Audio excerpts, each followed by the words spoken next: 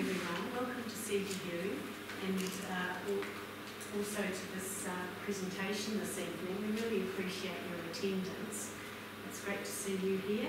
I'm Rose McEldowney. I'm head of the School of Health, and the social work program is embedded within our school, but we also have some very close links through other courses that we run.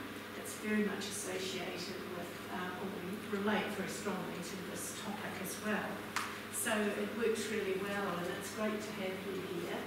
And I'd like to introduce you, Fatim Shawar, and also welcome to CDU, and we're really looking forward to your presentation tonight, and I think it's fairly self-explanatory. But one of the most exciting things as well is that the methodology and method design of your PhD was very much related to narrative inquiry and storytelling. And I have to say I have a particular passion for that as well. And I believe that it is a very powerful methodology that we can use, and also in terms of working with participants, it can be extremely transformative in their lives and the lives of other people. So again, I'd like to welcome you and thank you so much for coming to do this presentation, and we look forward to having some conversation afterwards. And just to let you know, we are having some refreshments later on. We're coming to set that up at us. So anyway, thank you very much. Thank you very much. Excellent. And thank you everybody for making the time to come today and learn more about my research. Of course, I would like to start by acknowledging that we are meeting on the traditional lands of the Iraqi people, and I really feel privileged to be able to stand here and on this land and use it more of a platform to share knowledge and really build connections between people all around the globe, all the way from Iraq to Australia. So just building on the introduction, I work in both academia and professional capacity at the University of South Australia. I am a qualified social worker, and I have worked in the field of social work for a long time. I've got 10 years experience in counselling, and I've also worked in a lot of non-government organisations in England in particular, like Migrant Resource Centre, doing casework in development and so on. And of course, my research, I've started researching or studying Iraqi women's experiences about 6 years ago, and that I actually started it with my honours, focusing on Iraqi women living in Australia on temporary spouse visas. So I actually looked at a particular visa category and studied the experiences of women. And then I focused on Iraqi women living in Iraq. And I started building connections on how we can use these experiences to develop practice here in Australia. Now, as a form of introduction, I am originally from Iraq. I came to Australia in 2001 as a refugee by boat, and I stayed in detention centre, Woomera detention centre for a while with my family. And this experience and the struggle of going through or living through war, living through migration, a very difficult migration experience, coming here as a refugee, and all the events that followed as well, built that interest in studying resilience in particular. So these experiences has really built my identity now as an academic, and my interest in resilience and survival in particular. So focusing on the, and sorry, I have to say I am quite sick actually. I got sick when I came to Adelaide, and to Darwin, and I started getting worse, so I'm sorry if I'll be coughing or going a bit slow here. Just a start. So the inclusion of the Iraqi woman topic in Western literature has been largely motivated by the political reality of the region and its encounters with Western imperialism and colonization. As such, much of the literature about Iraqi women is focused on women's daily suffering and the impact of gendered political institutions on women's lives. While this body of literature engages in valuable political discussions, that challenge patriarchal institutions, it mostly presents Iraqi women as passive recipients of events.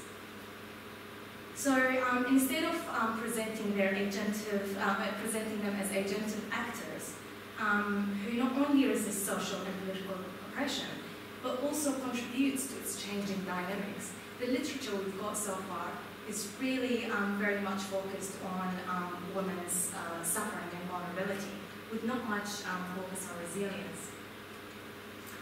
So this passive victim image is not confined to Iraqi women. Muslim and Arab women are generally presented as common subject of this discourse, victimized discourse. The continuous representation of Muslim women as essentialized, oppressed figures of victimhood and despair offers no possibility of empowerment. And so, regardless of their difference, they are often seen as united in their victimization. This lack of acknowledgement of Muslim and Arab women's resilience and self-empowerment has been particularly damaging for their representational image in the West, where they are often portrayed as uniquely oppressed. And the uniqueness in their oppression is based on the idea that they are oppressed by their own beliefs, so namely religion and culture. So while Western women are seen more of oppressed by patriarchy or defying patriarchy, Muslim and Arab women are often portrayed as having religion and culture as the main problem in their lives. So Muslim and Arab women are portrayed as having religion and culture as their main problem. In fact, Islam and the Arab culture are among the most criticized and essentialized cultures in the West's recent history. They are publicly and politically depicted as dangerous, backward, and a threat to the moral values of what is known the civilized and progressed West. Muslim women victimized representations are often used to justify discrimination and political aggression against or towards Muslim communities. This can be clearly seen in some Western political initiatives that aim to protect or save women from their own culturally and religiously motivated choices, like with wearing the headscarf. And we are exposed to these debates all the time. France has already banned the headscarf, not only in public institutions, but even on the beach. And here in Australia, we're having these conversations. It was actually just about 3 years ago, I think, that we were having these debates on a political level of whether we should ban the burqa or not ban the burqa. And I was particularly involved in this. I was invited to the Ministry Advisory Committee about these debates. And I find it fascinating that, that as a community we find it acceptable to even debate that, to debate what women should dress or should wear. And it is acceptable on a community level to have these conversations, to have the conversation of should you take off your scarf or should you leave it on. So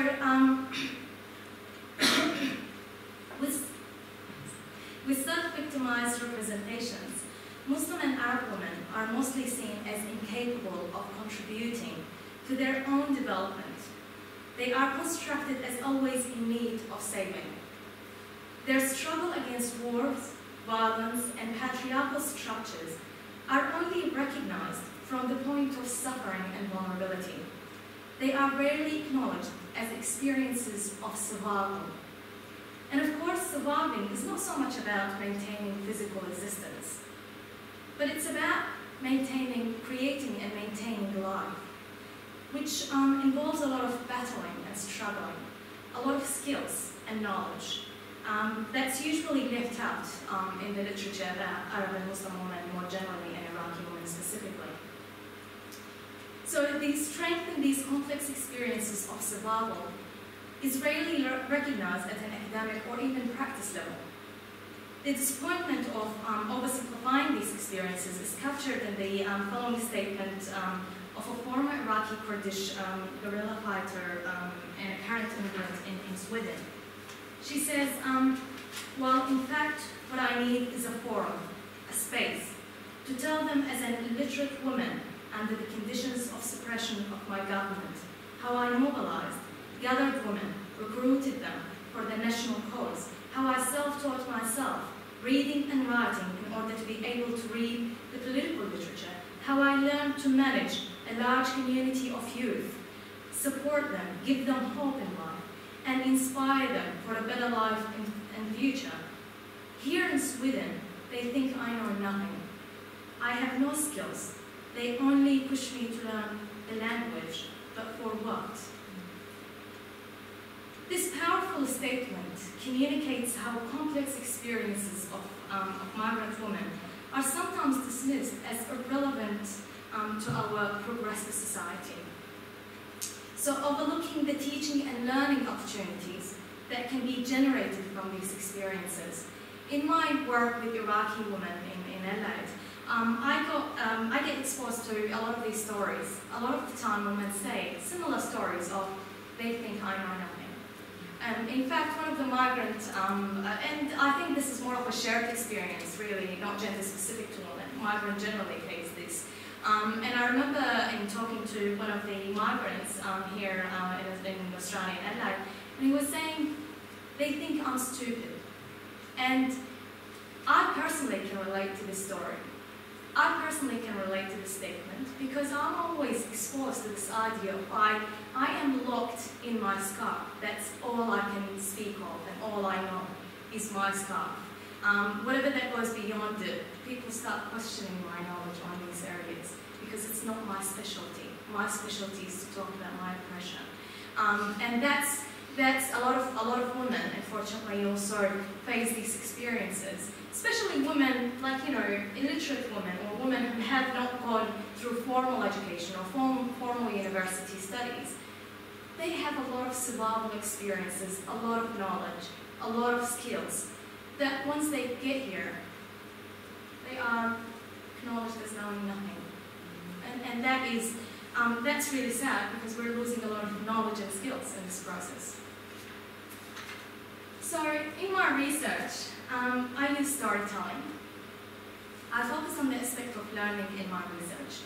And through the aspect of learning, I use storytelling as a research method and a data analysis tool as well. So I use storytelling to collect data and also to analyze data. So I look at how women use stories to transform their society. I see storytelling as a political performance in which women transform knowledge, and we're just talking about that. Yeah, it's relevant to a lot of research, really, because people use stories to construct reality. And it has a lot of power in constructing reality. I'm not going to go in depth about the use of storytelling, but I do have some publications around storytelling if you are interested in narrative studies. I do have a publication about how to use it as a research method, and I also have a publication about the use of how women use storytelling to transform society and to reposition themselves in society, to relocate themselves. They use the I to make themselves the center of stories. And so it's such a powerful way of developing survival and resilience and changing political structures, in fact. So through the telling of survival stories, religion was identified as the main concept in my research. So I've looked into survival experiences, and my interest wasn't about how women organize politically. I was more interested in how women survive the day-to-day life, the violence, the political oppression that they face, poverty, these day-to-day survival experiences that often get dismissed as relevant or important. We often just look at it as an everyday life. We take it for granted that people just survive. But there is actually a lot of skills gone into that for people to actually survive these experiences. So I looked into these survival experiences, this day-to-day life. And one of the main things was religion. The use of religion as an aspect of resilience, to build resilience. Now, this is an interesting finding because religion is often understood as an oppressive force in the lives of Muslim women. It is very rarely that it's seen as a source of strength in women's lives. So the relationship between religion and Muslim women is mainly theorized from a political perspective. For example, the impact of Sharia law on women, public and political participation, the impact of sectarian division on women's lives. Of course, all of these are valuable experiences, but they only focus on the political side of religion. Also, one of the very interesting topics for us in the West, for example, again, is the veil. Why do people wear it? How do they wear it? Is it forced? Is it not? With the women that I spoke to, these topics are not particularly relevant topics. Religion was used more of a spiritual force, and this is often very much missed in the literature. The spirituality that's used by women in Islam. And so, as I have highlighted earlier, all of the women in my research identified religion as the most powerful source of resilience in their lives. Although although we focus on the political side, they were more interested in the spiritual side of religion. One of the strategies that women use to build their resilience in the context of spirituality is the religious reframing of trauma and suffering. Religious reframing refers to the process of interpreting and understanding events and situations through religion.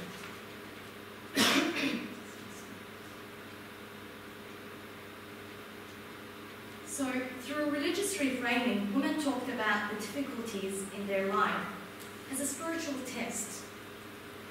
With such conceptualization, suffering is not necessarily understood as or experienced as a state of vulnerability.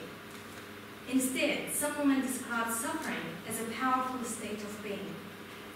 They considered their struggle against trauma as a spiritual struggle, which gave them more determination not to be defeated at the point of suffering. In their daily struggle against violence, fear, and insecurity, many Iraqi women used spirituality and religion to redefine trauma. This religious reconstruction of trauma helped Iraqi women reconceptualize suffering as a spiritual journey that demands determinations, patience, willpower, and regenerative hope. This finding can be quite challenging because those who suffer are most often portrayed as victims who are in considerable need of help.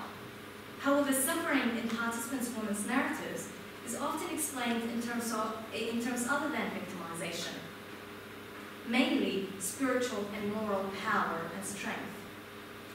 In other words, some women felt more privileged at the point of suffering because they were undergoing a spiritual test, which they would have to win the battle.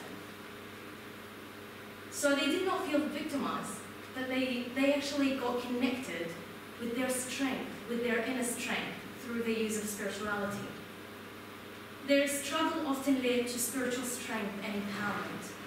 Again, these concepts are not really very well studied in our literature, especially in the perspective of Islam. In fact, this aspect of religious growth and articulating resilience through religious discourse was also a significant theme in my research with Iraqi women here in Australia. They also identified spiritual connection as an important point of building resilience. So it came as a theme with my research with Iraqi women's experiences, regardless of where they live. As such, and as women define their difficulties through religion, most of their coping strategies were religiously motivated. Religious coping is where religion is mobilized to serve as the healer of pain. For many of the participant women, religious coping meant active participation in religious practices and rituals in an organized way. For example, one of the key rituals women used are religious gatherings and mourning ceremonies, particularly for Shia Muslim women. Mourning ceremonies and mourning generally isn't always acknowledged as a positive practice. It's usually seen as a negative practice. However, for these communities, they give it a deeper meaning in which they, again, get connected with their spiritual inner self. And so they see it as a way of moving forward. These ceremonies often involve an educational component where women assume some leadership roles and responsibilities. These ceremonies are identified as an important site of strength where women can connect to other women, share experience, and build solidarity. Also, these religious gatherings lead to the concept of religious role modeling, where women educate other women about strong religious figures in the way to build patience and to build confidence and to build identity. And so, coming to the important question of how is this relevant to our practice as a human service workers? This religiously based resilience paradigm is useful in understanding how support services can be shaped and delivered to reflect women's survival skills. Human service provision targeting Iraqi women living in or outside Iraq can focus on building women's religious capital to heal trauma. The concept of religious reframing and the significant impact it has on women's development of resilience is an important aspect that can be integrated in service provision. Whether working with war-affected women, migrant and refugees, domestic violence survivors, or any other vulnerable Iraqi women's groups, the resilience framework that builds on women's spiritual capital and spiritual development can offer fruitful directions in human service intervention. Support programs and services need to be capable of mobilizing women's strength and resilience in order to achieve effective outcomes. It is important to consider that sustainable long-term change needs to be driven by asset-based community development. Asset-based is an approach that utilizes and strengthens the community's own resources and capacities, like religious resources in the case of Iraqi women. Resourcing and endorsing religious activities as like the ceremonies and the religious gathering, or even storytelling events, can be a valuable focus in community development work. Human service interventions must be designed not only to reduce vulnerability factors, but also to capitalize on specific resources within the community. However, in focusing on South Australia as an example, the importance of religion in building community resilience is not yet fully realized in the development and delivery of multicultural programs. I've looked at the grant of last year, and there are hardly any grants given to communities to build religious capital, for example, other than the Eid al-Fitr celebration. I have an experience of applying for a grant for Iraqi women, a community grant to do a camp, and one of the activities that we propose is to do religious gathering and ceremonies. And I've been told direct by the grant officer that helped me do the application that I need to take this out because that wouldn't get you anywhere. And the suggestion was to put yoga sessions instead. Although, for those women, religious empowerment was such an important thing. So another practice area that can be informed by the religious-based resilience framework is that of counselling. The spiritual connection that some women make with religious figures through mourning ceremonies, for example, are important concepts in understanding how women use context-specific methods to heal the spiritual wounds, and that's using the words of the woman, the spiritual wounds of war and militarization. These findings provide alternative discourses to social service providers who offer social and psychological help to war-affected women from Iraq or even other Muslim communities. Centralizing medicalized Western methods of healing, such as PTSD treatments, in dealing with war-traumatized individuals would not only relegate more effective and culturally appropriate methods, but it would also minimize the role of individual agency or meaning in cultivating the aspect of resilience. Therefore, the intellectual adoption of these innovative and highly developed skills of survival can add valuable contributions to the practical and theoretical development of the fields of healing, counselling, and human service provision generally. Lastly, I would like to share some examples of applying some of this knowledge in practice.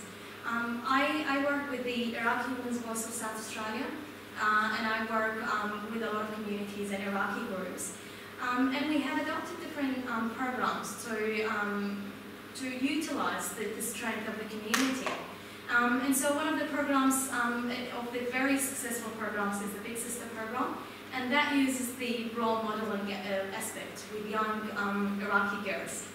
It's a very successful program that actually brings young Iraqi girls who are new to the country together with girls who have been here for a while, and they use the aspect of role modelling.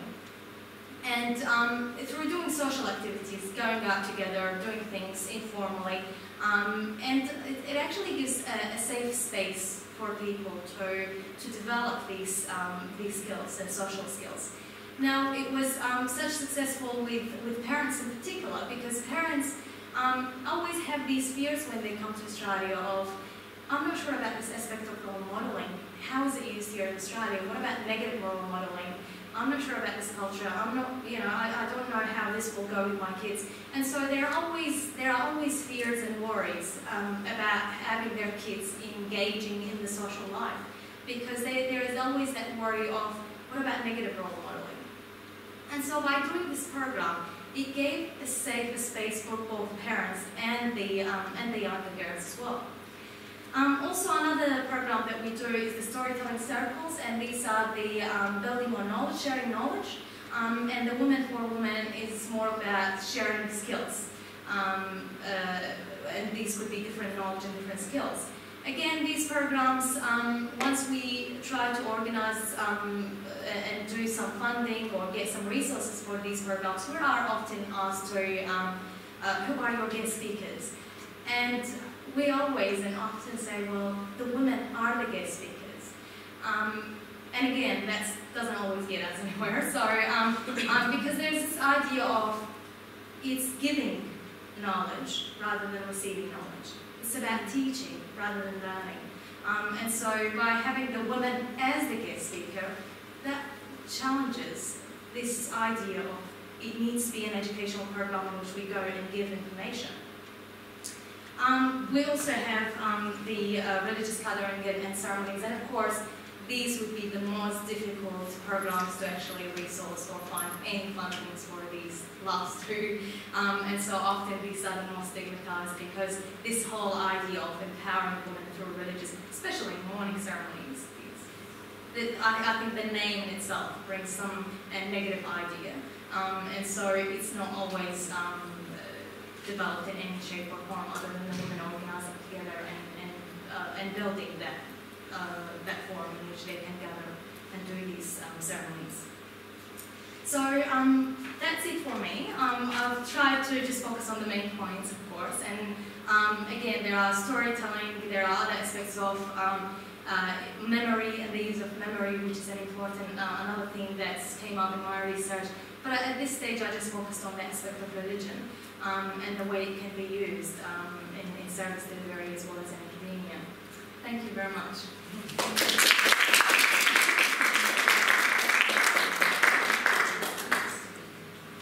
So, any questions?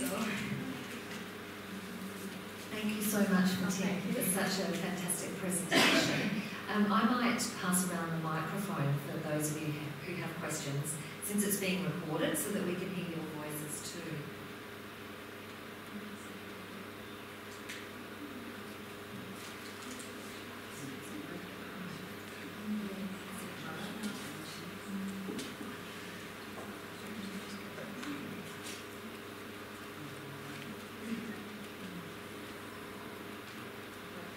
How's it working?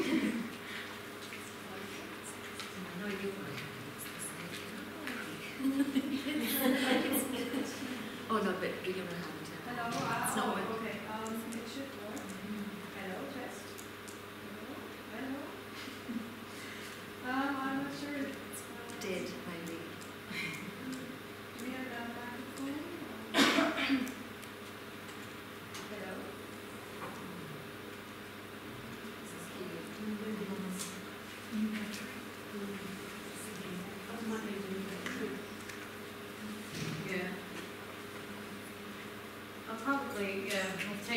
try to take questions without the microphone, I guess. Yeah.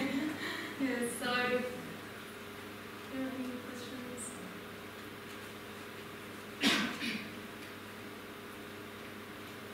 I'd really like to hear speaking about the storytelling.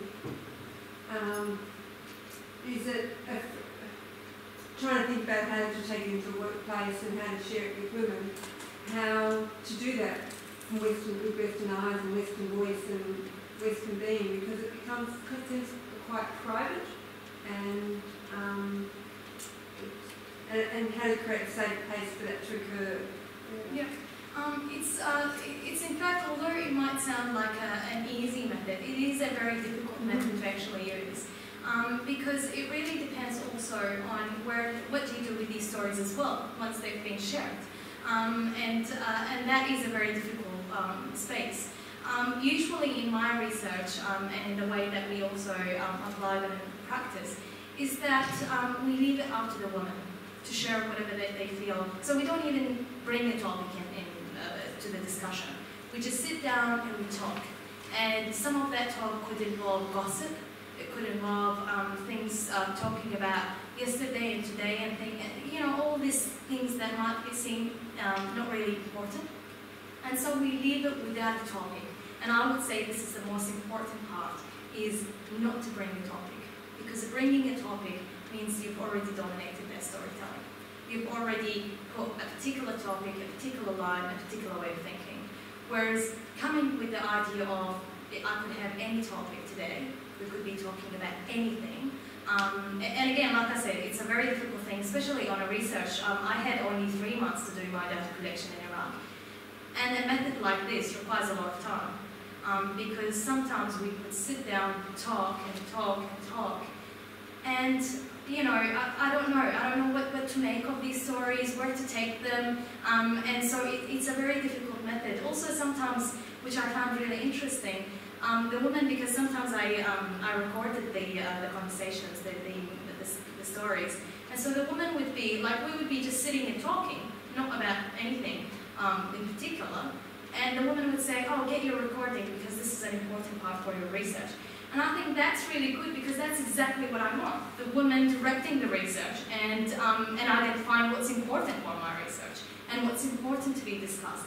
And I would say it's the same thing with our practice, like the storytelling circles. We come and talk, and people will bring or women will bring the topic that they think is quite important and that they are happy to share as well, knowing who's in the group. So that would be, but like I said, it is actually in fact very difficult method to use, both in research and practice. Yeah. Mm-hmm.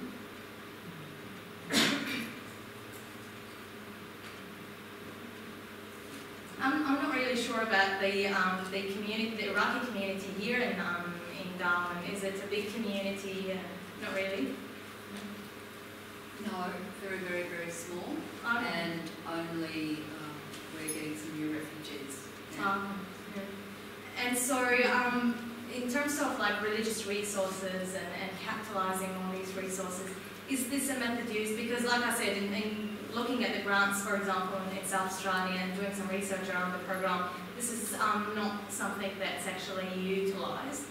Women's religious resources is not utilised in the migrant community. Is this the same in Darwin as well? Any ideas? I guess I could probably only talk from a research perspective. We don't normally have that as a particular focus of research when students come here. From somewhere else. Yeah. And so it would be probably the same in practice as well. Yeah. Although they might weave it into their study. Yeah.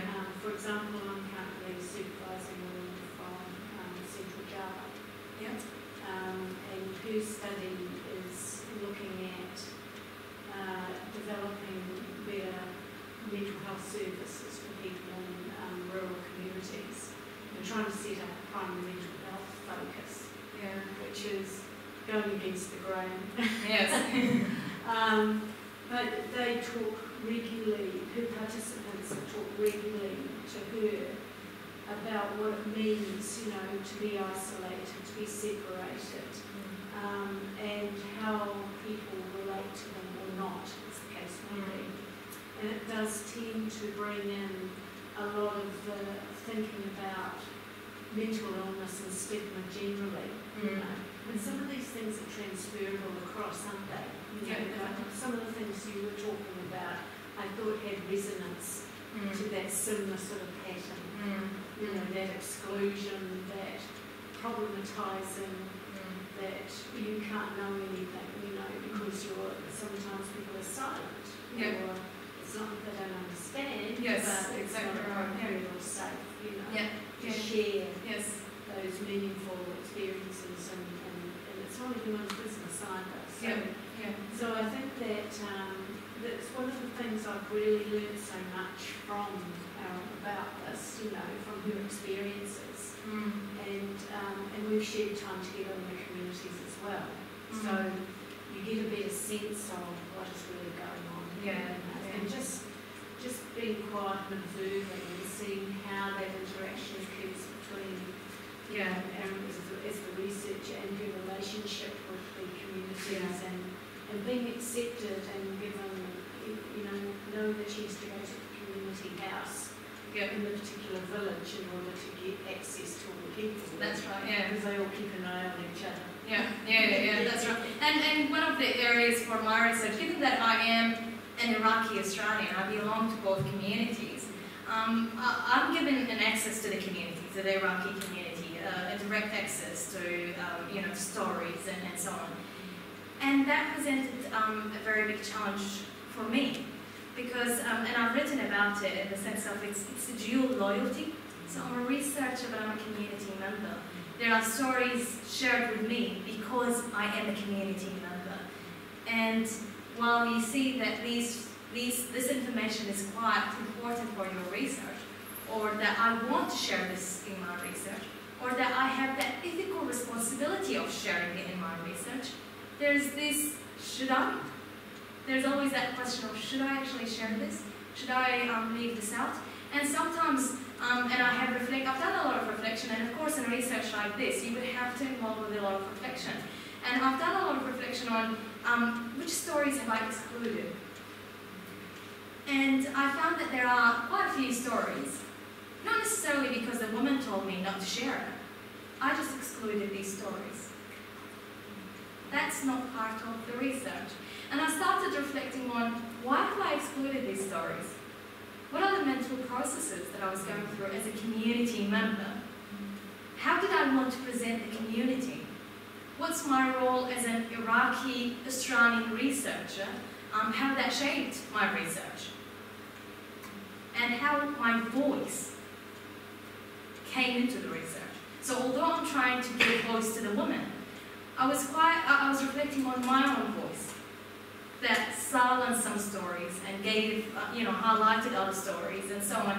And I've written a lot about that. And so that's where I started, in my publications, I was always upright with, this is who I am, because that sometimes changes the story. So you need to know who I am before you read my research, because there's my voice in this as well, you know?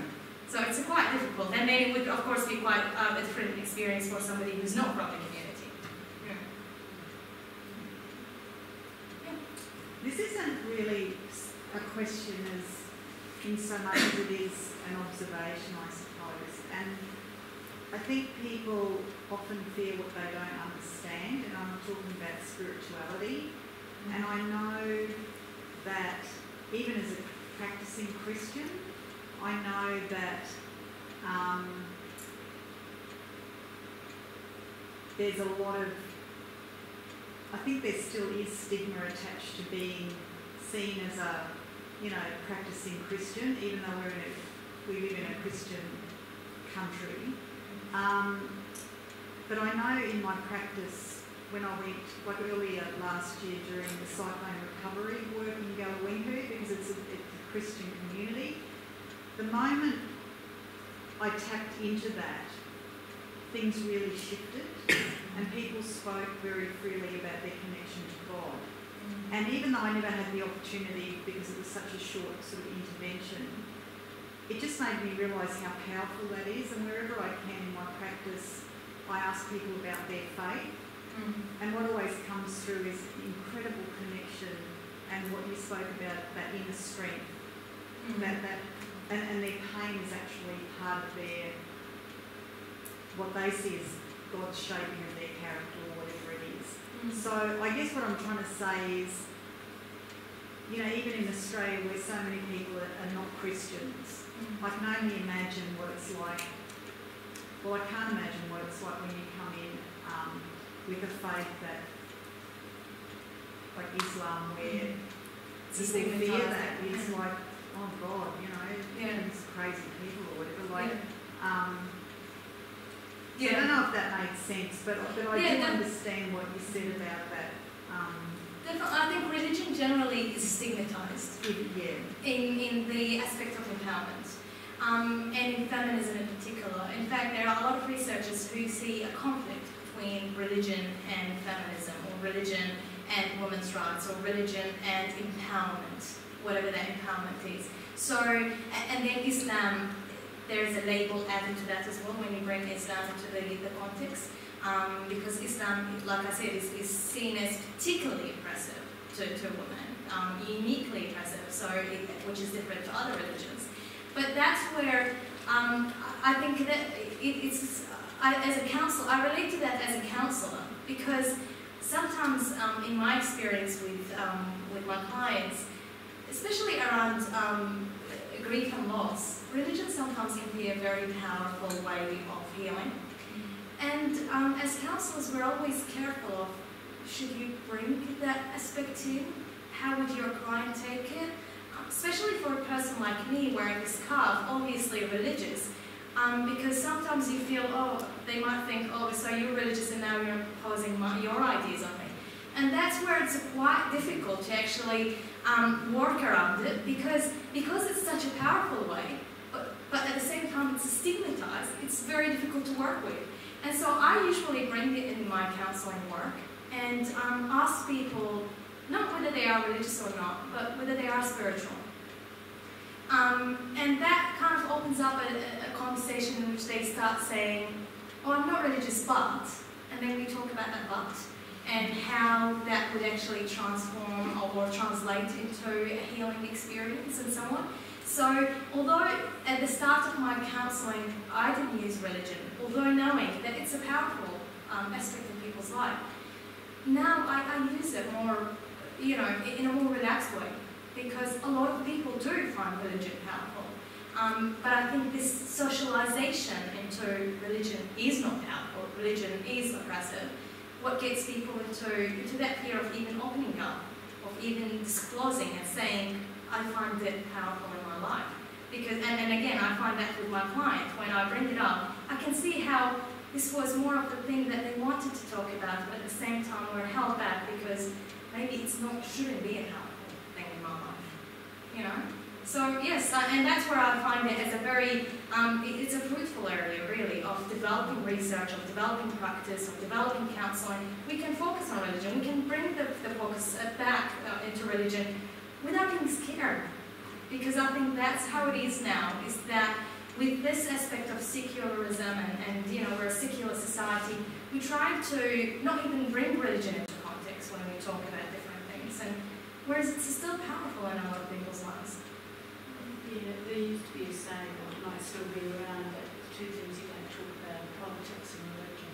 Oh yeah, that's right. In society or in social occasions. Yeah. I think some of that's kind of shifted a bit, but I know in certain contexts that is the no-go area. Yes, especially if we're talking, like I said, if we're talking about Islam, that comes with a label. Yeah. Sorry, you had a question? Yeah, it kind of leads just with the very last comment Professor Pradali made in terms of, I think it's rather a comment I would like to make to your presentation.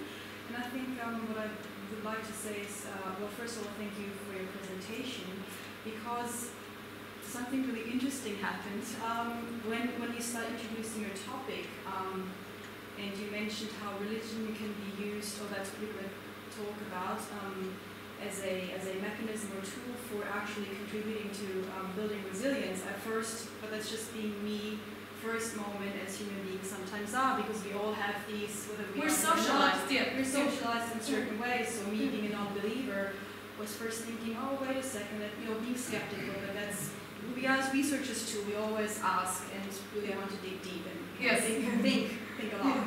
But then it kind of a few doors, I suppose, opened up, because I took this through, and then when I was thinking about what you said and I was processing it, I thought, hey, wait a second, actually it makes sense, because when I take this politicization, or however you call it, of religion, which occurs here, and I'll mention a few words about this in a second, if you take it away, and I mean to say, as an example from the humanitarian aid perspective, because that's the area I'm working and teaching in, when we deliver aid programs to communities overseas, be it in war-torn countries or countries affected by natural disasters, when it also comes to building resilience, we always, the aid, I don't want to say the givers, that's also already politicized. I mean, when aid programs are being designed or delivered, it has to be based on international fundamental humanitarian standards. It's about neutrality, impartiality. It's not about how we judge about what is actually helpful and useful for the community. It's always, you have to consult with the community leaders, women, children, whatsoever, in terms of what are your needs, what will help you to overcome this. It's not my right to judge about whether I agree, should religion or this play part of it, but it's about what are your needs. And we are there to assist you, or you actually to build on your own capacities. How can we help you guys, or help the people, so you can build on your capacities that you have and strengthen community resilience, for example. So things wouldn't be questioned if women would say, we need a community center, or we need a mosque here, or we need a church here, or whatsoever, we need this or this. Yeah.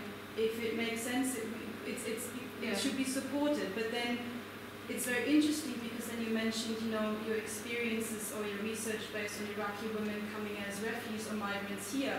And already by this whole taking this into a different context, by it's here, whether it's geographical or political, however you want to name it, I don't know, something just clicked, because then I thought, yes, all of a sudden there, when you make a funding appeal and say, well, actually, based on the research, I'm not sure what your research was based on, so I'm no insight in this.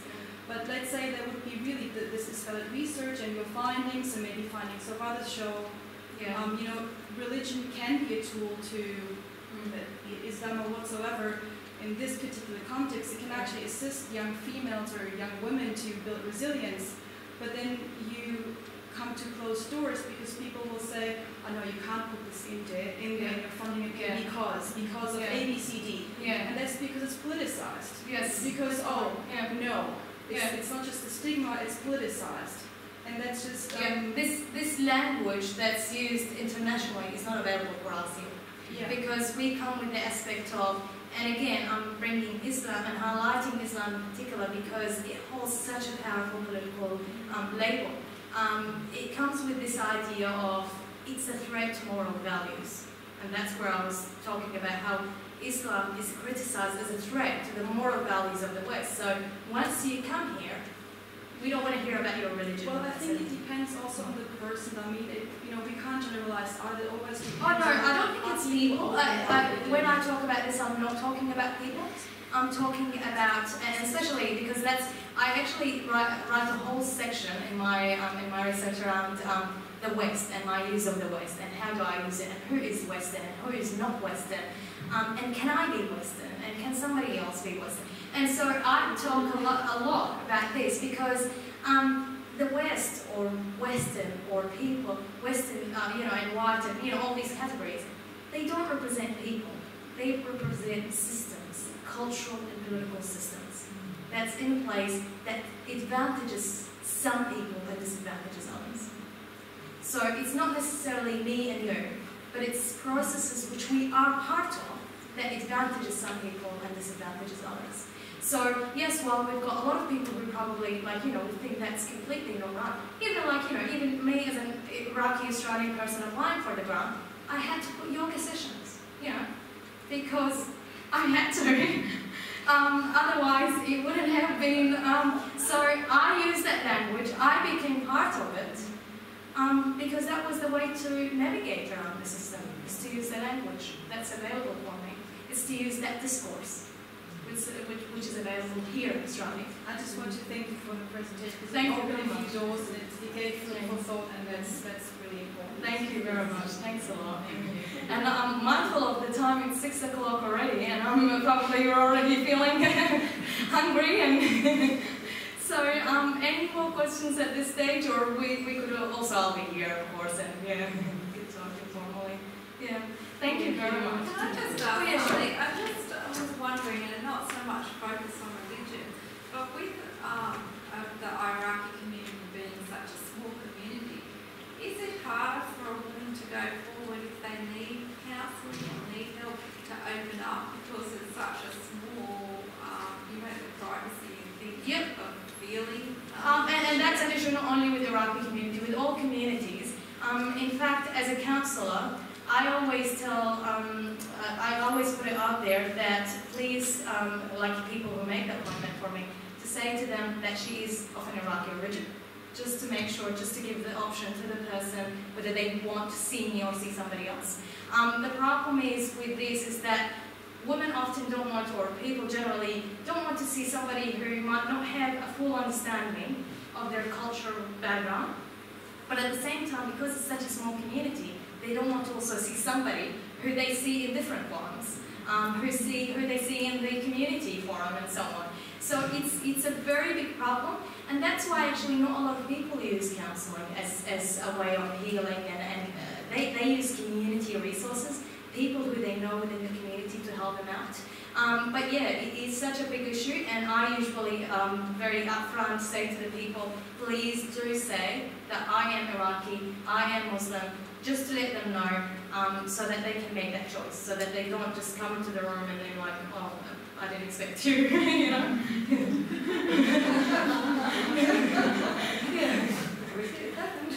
Which actually, it's funny because it happens on the other side as well, because sometimes I get, especially like male white Australians, they come into the room, and then we talk, and then I've got a few people who shared it with me and said, you know what, when I first came into the room, I thought, really? Are you my counsel?